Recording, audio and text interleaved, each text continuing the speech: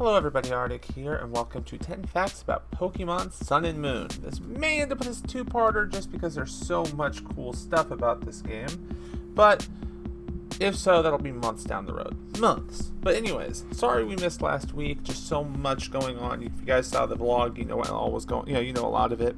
It's really random vlog. But anyways, here we go. Pokemon Sun and Moon are the latest installments in the handheld gaming console franchise Pokemon, and I have to say handheld gaming console strictly because phones. Due to Pokemon Go and Pokemon Duel, and Pokemon Duel being the latest Pokemon game in the franchise, technically not very good, at least in my opinion. But Pokemon Sun and Moon came out in November 2016, and oh my gosh, oh my gosh, this game. You know what? I just say let's get right into this, just because. Number 1, Pokemon Sun and Moon have sold a collective 3.7 million units in less than 2 weeks. It sold over 1.5 million in the UK, over 1.9 million in Japan. It says 3.7 in the US, 1.5 in the UK, 1.9 in Japan. It flew off the rails. As of January 18th, Nintendo's Twitter said that they sold over 4 million copies, and I think that's just because that was confirmed copies, and that they, while they have the sales records, they don't have the rest of it compiled, because everything I'm seeing shows that they should be upwards to like 7. And holy shit, it actually outsold Call of Duty Infinite Warfare at GameStop, making it, I think it was like the #1 game at GameStop for 2016. I believe so. Number 2. This is the first time that we've had a totally reworked Pokemon in the games, for like especially a large chunk of them. The Alolan Pokemon. The Alolan Pokemon were pretty fucking cool. I mean, have you seen some of them? I mean, seriously, it's just what the hell. Number 3. The existence of the games were leaked February 25th due to Nintendo trademarking them. So they kind of got leaked early. Number 4. Before the game was released, files were leaked to the internet, giving pirates access to the game, including the online functions. The thing is Nintendo banned everybody using the internet features prior to release from ever accessing 3DS online services ever again. It wasn't just you're in trouble and you have to buy a new copy of Pokemon. No, it's you're in trouble and you're buying a new DS and making a new account. Number 5. Nintendo Sun and Moon. They are the fastest selling game in Nintendo history. Pokemon Sun and Moon are the fastest selling games in Nintendo history. When you realize that means they have outsold in speed Mario, Nintendo's like #1 franchise. That is an amazing feat. I chalk it up to the revitalization of the franchise due to Pokemon Go. Number 6. This is kind of a very commonly well-known one, but at the same point in time, it's kind of cool. If you haven't played them, this is going to be more news to you than if you have. But the islands are based off Hawaii, and so is a lot of the culture and everything like that. In fact, Gaijin Goomba covers a lot of the whole fact of the culture in the game and how it compares to Hawaii. And then they actually sent people to Hawaii to draw stuff and get concept arts and to get ideas and to absorb how things are, the behaviors and stuff like that. They spent time in Hawaii. Could you imagine doing that as a game dev or something like that?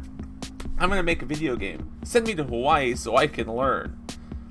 That's it. What type of vacation is that job? How do I start? Number 7. Pokemon Sun and Moon was Shigeru Omaru's first time as director of a new generation of Pokemon. You may know that he's done like done the like Omega Ruby, Sapphire, and the stuff like that as directors, but he's never actually directed a new one of his own. This game was also the 20th anniversary of Pokemon combined, so he basically went back. That's the reason why we got the revisualization and the totem trials and stuff like that, was to help tie it to the Hawaiian theme and mix it with everything else. And it was just a really cool thing that he thought would be interesting for newcomers, so they wouldn't have to, newcomers would be fine with it, old players would be okay with it. It was just a really cool, well done thing, and I have to say, Shigeru, good job, because oh my gosh, did this come out as just a fantastically well designed style game and everything. It was so much fun. Number 8.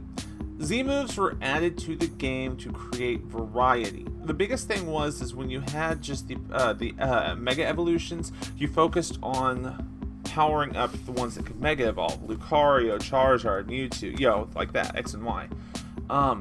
And as cool as that was, it made you focus very, very, very heavily on ones that could Mega Evolve because they got that extra power boost.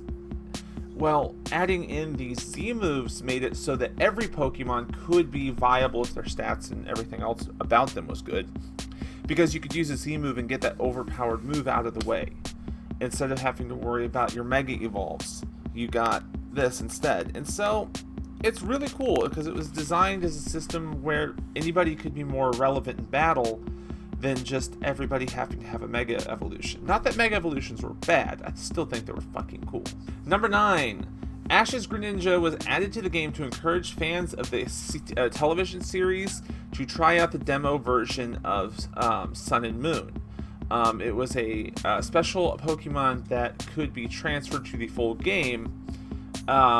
It was also the most popular character among a lot of them. Number 10. Continuing on about the Greninja, if you obtain the Greninja from the pre-release demo, the name of its original trainer would be Ash, and it would say that Ash met Greninja on October 17th, 2013, which if you go back, that is the date of the first airing of that episode of Pokemon X and Y, where Ash met Greninja as Froakie. They actually kept that full part in, full-blown Easter egg, full-blown thing. Apparently they thought it was important. I think it's awesome that they put that much detail in this. Alright, so that does it for my 10 facts about Pokemon Sun and Moon. I really am loving this game. I'm not joking. I am playing it here. Shout out to LaserCo for getting it for me a couple weeks ago. Seriously, if you've not played it, I would strongly suggest picking it up.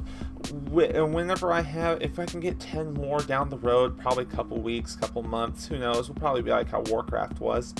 Where we've had 2 Warcraft episodes, but they're almost a year apart.